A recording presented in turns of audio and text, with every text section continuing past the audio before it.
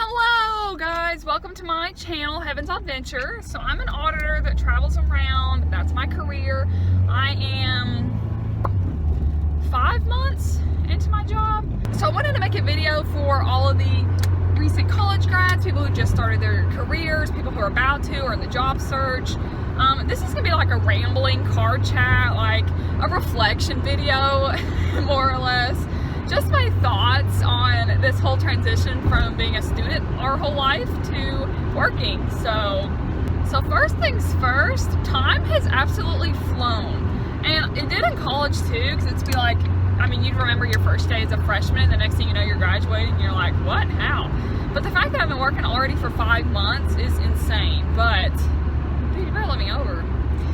It's crazy how fast time goes, and I think it's because once you're in a routine and you do the same thing every day, then it's mindless work sometimes, and then next thing you know, it's like the next month. It's kind of crazy. So I'd say that the first advantage, the biggest pro, obviously, of getting a career, the whole point is the income, making money for the first time ever, not having to rely on your parents as much, hopefully not at all. That'd be the end goal, but it's just such an accomplishment, and you physically step into a new phase in the social ladder, I guess, and that's kind of crazy. It's really cool, but I'd say that's the biggest pro of this whole thing. Even if your job isn't your dream job, or it's not exactly where you pictured yourself after you graduated, if you're out there in the job force, the workforce, then congratulations, because that is a big step. It is hard for college graduates to find a job after graduation, so don't consider yourself a failure. If you're not doing what you love, you need a high five. Don't expect anything less. You are doing great, and keep doing you. I think another pro or another exciting thing is if you move to a new city, which is what I did. I didn't know anyone. I moved to Nashville, brand new city, not super far from home. I'm from Knoxville, but still, it is so thrilling. It's so exciting. There's a million things to do. Literally everything is new. You get to be a tourist. I'm still a tourist. I'm still trying to see everything that everyone's supposed to see. And it's just so fun, so exciting, thrilling, and I don't think I'll ever get bored of that. But that's if you move to a new city. And even if you work in a new part of your home city or whatever, just getting to explore new stuff, just like going to college all over again. You had your new college town, and then you owned it by the time you were a senior. And it's like, I'm kind of looking forward to that here. I don't think I'll ever truly see everything Nashville has to offer, but I'm excited to try. Also, it's 3:30 and this is Nashville traffic. We are stopped. Yay. And with that comes meeting new people. I met my roommate from Craigslist, y'all. I completely just dove all in, and it turned out for the best. I love her. She's great. So that could have not worked out as well as it did, but I'm glad that it did work out. With all things considered, 5 months in, I would highly recommend that you move if it's feasible for you, you have the opportunity, and you're not like leaving something significant behind, like, I don't know, a significant other or something. I say go all in and move, because you can move back. Obviously, when you have a job, unless you sign a contract for whatever, like a year, no one's going to request you work somewhere more than a year, then I say do it. You can move back if you want, and you won't look back and have regrets, because you jumped out of your comfort zone, you tried something new. That's the way I look at it. But I love cities and traveling and stuff anyways. Also, with meeting new people, I would recommend that whatever job that you take, that you participate in the social events. Say you're at a company who has a Christmas party, or you guys have social networking events. You probably are forced to go to some of those, but I say go to them, because you're gonna have to be in these awkward situations to meet people anyways, so you might as well. This homegirl is hanging out the door waving people to let them over. They would have a horse trailer here trying to jump 4 lanes of traffic. Nashville props. But yes, anyways, go to those events, participate. It will be awkward, it will be uncomfortable, but then you'll know more people for the next event. And I actually did not go to my Christmas party. I got hired on September. I was on a travel audit, so I had never even been to the office but one time for my interview. So it was like a big, scary thing for me to go to the Christmas party, and so I didn't. I'm not gonna say I regret not going, even though I'm telling you guys to go.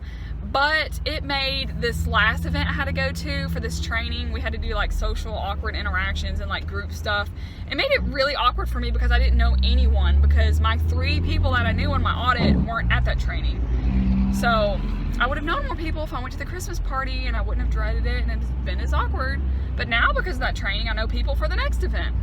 Also, like I said before, when you're physically stepping into this new social status in life, and that's a real thing. And it didn't hit me until, like, I guess it was still my first week of my job, but I was in the break room, like, making coffee, and this graduate student called me ma'am, and I did not know she was talking to me the whole time, and she finally tapped me on the shoulder and was asking whatever question she asked me.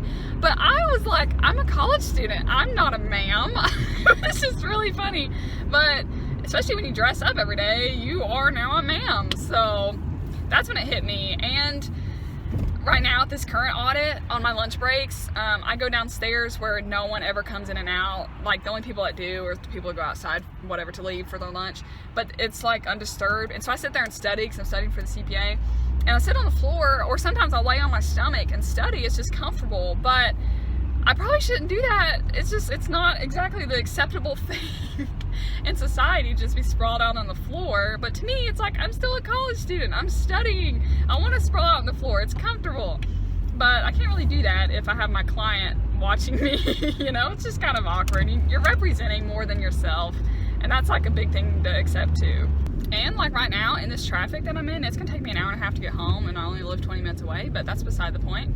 But now I am part of the work traffic that I have avoided my entire life. That's also another like indication that you're in the working force. You guys can probably see the skyline back there. See? Can you see the Batman building? It's back there. Larkin. So is this guy.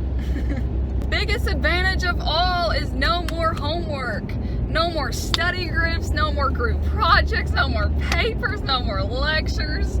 That is enough to scream about. That is the most exciting thing, right up there with making your own income, is not having to do school anymore. Unless you're me and you're studying for your CPA 30 hours a week, but that's beside the point. Again, I keep rambling. But it is so exciting to not have to do all of those things. But the trade-off is now you have people relying on you, and you have to go to conferences and trainings. But I'd much rather do that than have to deal with a group project of people who don't do any of the work, and you're sitting there doing all the work. You feel? So the biggest disadvantage, or thing to not look forward to, is the expenses are pretty expensive of being a full-on adult. Let me tell you. The implicit expenses of your taxes getting taken out of your paycheck is a lot more than you've ever had before, probably, hopefully. But like rent, I'm paying 3.5 times the rent I was paying in college, but I'm also living in an expensive city. That, and then food, if you're trying to eat healthy, because in college I didn't eat like anything healthy, and now I actually have like a stomach problem going on, so I have to eat really healthy stuff, and it's really annoying and expensive. Not even to mention student loans, if you're graduating with student loans, but now you're paying them back. And I don't regret it for a second, because I loved my college so much and it was a great choice. But it's kind of a slap in the face every month when not only are you paying rent, but you're paying student loans. And that's all that money that you don't get to see. It just kind of disappears on you. But hopefully you worked hard enough in college to where you will sustain a pretty good job, and you won't have to, you know, defer your loans and pay more interest later. Hopefully, good luck to you. Come on, dude, let me over. Are you kidding me? Ugh. With the expenses, and this may just be the accountant talking, but I would highly recommend, I did this for myself as well, and I'm a penny pincher. I don't spend money ever, but I did this just to keep track. I would say get an Excel spreadsheet. Make yourself an Excel spreadsheet and document every single dollar you spend, every single dollar. And you can make charts and stuff if you get real fancy, and you can see how much food and how much clothes and whatever else you spend money on. And you can divide it up with Amazon or Target or Walmart, whatever you want to do. But have an income, have expenses, and compare them, because you will be shocked, I guarantee it, about how much you spend on certain things. For me, coffee, but I did that for 2 months. I tracked it. Now mine was a little messy because I was on a travel audit, so I had travel reimbursements. I paid out of pocket for hotels and gas and food, but then I was reimbursed later. So it was coming out of my money initially before I got paid, which was kind of hard, but then it's reimbursed, so it doesn't really count. But I still tracked it and then subtracted it because I wanted to know what I was spending. But I would highly recommend you do that.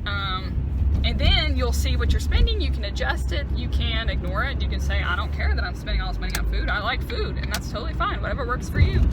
Another big thing I would say about this whole transition is the simple act that you no longer work for yourself. You work for an organization or company or whatever, a school, hospital, and you are expected to be at work whatever time. You can't just sleep in. Like obviously in college, if you wake up feeling sick or you overslept or had a hangover or whatever the case may be, you didn't go to class, or you had a friend taking notes for you.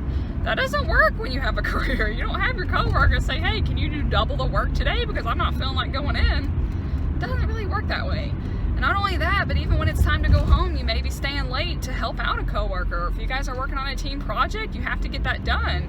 It's no longer about you anymore, and that is a big adjustment. I think in general, in life, it's a great life lesson to have, but it's something you don't really want to be surprised about when you do start a career, because it's not about you anymore.